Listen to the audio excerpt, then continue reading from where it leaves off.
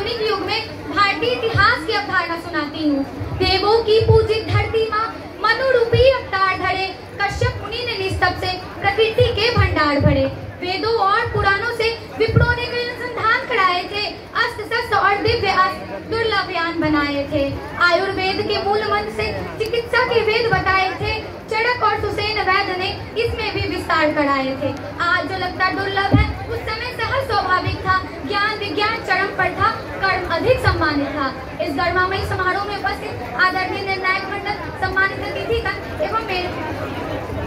एवं माननीय शिक्षकगण एवं मेरे बहुत ही स्नेही भाइयों एवं बहनों, आप सभी को मेरा सादर प्रणाम। मैं आकांक्षा कक्षा 11वीं साइंस की छात्रा CRPF project girls plus 2 high school भंडारिक से आई हूँ। आज मुझे बड़े गर्व की अनुभूति हो रही है कि मुझे आधुनिक युग में भारतीय इतिहास की अवधारणा के विषय पे अपने विचार प्रस्तुत करने का सौभाग्य मिला। जैसा कि हम सभी जानते हैं कि अतीत में घटित महत्वपूर्ण घटनाओं का क्रम अध्ययन इतिहास है, इसीलिए मुझे इतिहास की अवधारणा को स्पष्ट करते हुए भारत के संदर्भ में अतीत और वर्तमान को देखना होगा। डॉक्टर गोविंद चंद्र पांडे के अनुसार भारतीयों ने वर्तमान जीवन को कभी भी नगण्य नहीं माना। यदि इतिहास कर्म प्रधान रहा है तो भारत में सदैव महापुरुषों की कर्मभूमि रही है।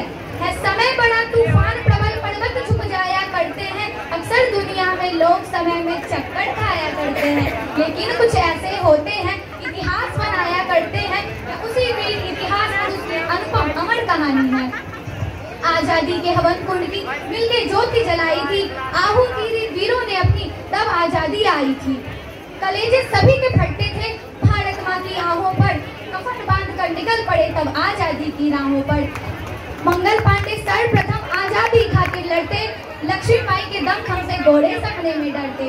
तात्या और नाना साहेब अंग्रेजों के काल बने, बंकिमचंद्र अरु दयानंद भारत माँ के ढाल बने। ह्यूम जफर सचिन सावरकर देश पे जान छिड़कते थे, पटेल लाल बाल बटुकेश्वर नाम देश का जपते थे। विवेकानंद ने दुनिया को संस्कृति का पाठ पढ़ाया, कहे विश्वजन को भाई बहन भारत का मान बढ़ाया। मैं उस भारत की बात करती हूँ जहाँ छत्रपति शिवाजी महाराज और सम्राट अशोक जैसा राजा था। मैं उस भारत की बात करती हूँ जिसने विश्व को हितोपदेश और कर्मयोग सिखाया, लेकिन खुद कभी अपना पढ़ाया नहीं सीख पाया। वसुधैव कुटुंबकम के सिद्धांत पे जिया। मेरा भारत कर्मण्येवाधिकार से गाता है। मैं गौतम के भारत की बात करती हूँ जहाँ जनहित के लिए राष्ट्रपति सन्यासी हो जाता है। मैं राम के भारत की बात करती हूँ जहाँ पिता की एक बात पर पुत्र सिंहासन का वनवासी हो जाता है। मैं अम्बेडकर की बात करती हूँ जिसने विश्व का सबसे बड़ा लिखित संविधान हमें दिया। मैं गांधी के भारत की बात करती हूँ जिसने हमें सत्य और अहिंसा के मार्ग पर चलना सिखाया। मैं राजा राम मोहन राय, ईश्वरचंद्र विद्यासागर, रानडे, ज्योतिबा फूले की भारत की बात करती हूँ जिसने सती प्रथा, छुआछूत, पर्दा प्रथा, विधवा पुनर्विवाह जैसे अनेकों कुप्रथाओं को समाप्त करने का अथक प्रयास किया। मैं तो कहती हूँ अच्छा ही हुआ कि सती प्रथा को कानून बना के समाप्त कर दिया गया, वरना हर रोज किसी न किसी स्त्री की होलिका चल रही होती। मैं उस भारत की बात करती हूँ जहाँ स्त्रियाँ सशक्त है। आज स्त्रियाँ अंतरिक्ष में जा रही है, एयरफोर्स की जहाज उड़ा रही है, आर्मी में ड्यूटी कर रही है। किरण बेदी, कल्पना चावला, लता मंगेशकर, सरोजिनी नायडू जैसी अनेकों महिलाएं हैं जिन्होंने अपनी पहचान अपने दम पे बनाई है। आज हमारा देश विज्ञान और प्रौद्योगिकी के क्षेत्र में तीसरे स्थान पर आता है। मैं उस भारत की बात करती हूँ जहाँ डॉक्टर APJ अब्दुल कलाम, विक्रम साराभाई, होमी जहांगीर बाबा, आर्यभट्ट जैसे अनेकों वैज्ञानिकों ने अपने अथक परिश्रम के बदौलत हमारे देश को अंतरिक्ष और चंद्रमा पर पहुँचाया है। सूर्य में भी अब तो वो झंडा गाड़ने जा पहुँचा है। प्राचीन काल से वर्तमान तक भारतीयों में इतिहास की अवधारणा रही है। परिणाम स्वरूप समय तथा समाज की आवश्यकताओं के अनुसार भारतीय इतिहासकारों ने ऐतिहासिक ग्रंथों का संपादन किया है। इतिहास की अवधारणा के प्रति इससे बढ़कर विशेष क्या हो सकता है?